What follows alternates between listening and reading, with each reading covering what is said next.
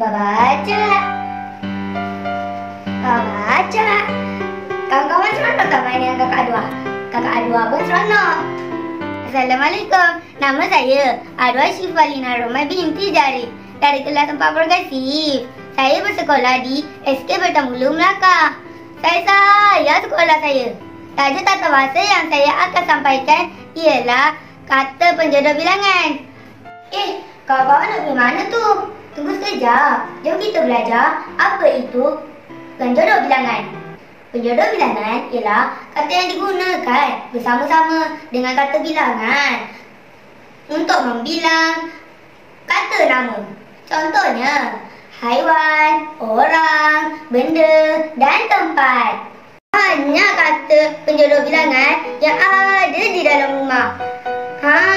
Kakak Adwa nak ajak pergi kembara di dalam rumah kakak Adwa untuk mencari kata penjodoh bilangan. Jom.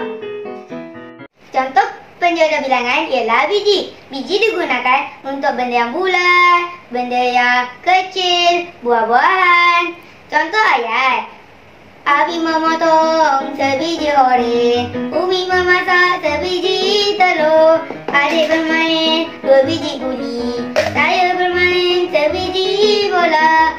Can mari can oi oi, can mari can oi oi, can mari can ketipung payung. Contoh penjodoh bilangan kedua ialah helai. Helai digunakan untuk benda yang nipis dan lebar. Contoh ayat. Nenek melipat sehelai baju, atuk menggantung sehelai bendera, adik membeli sehelai kuala, saya memakai sehelai selendang.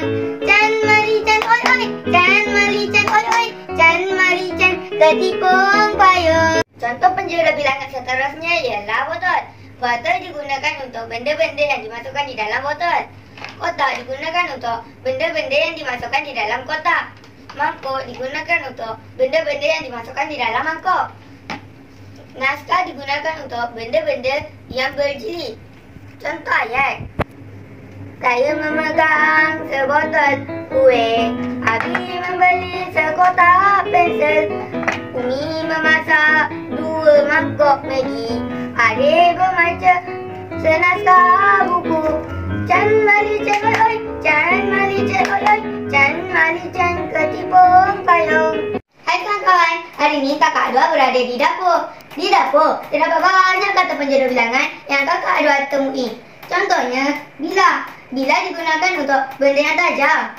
Cawan digunakan untuk air yang diisi di dalam cawan. Genggam digunakan untuk benda yang digenggam. Ulas digunakan untuk buah-buahan yang berulas-ulas. Contoh ayat.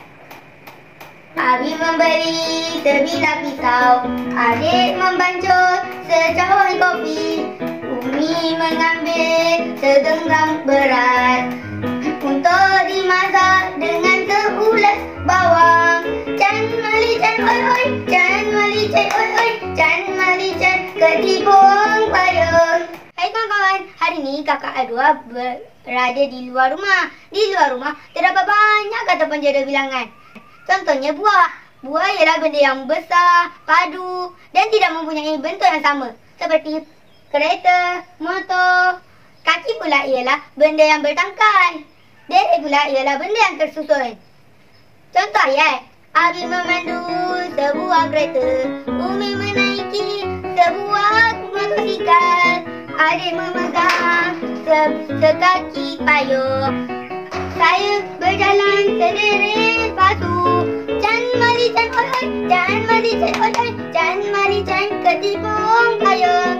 Selain daripada itu, terdapat banyak lagi kata penjodoh bilangan yang boleh kita belajar. Di atas dan burung cendrawasih membuat sarang di pagi hari. Cukup sekian, terima kasih. Bila-bila lagi, berjumpa lagi. Wabillahi taufiq wal hidayah. Wassalamualaikum warahmatullahi wabarakatuh. Sekian, terima kasih.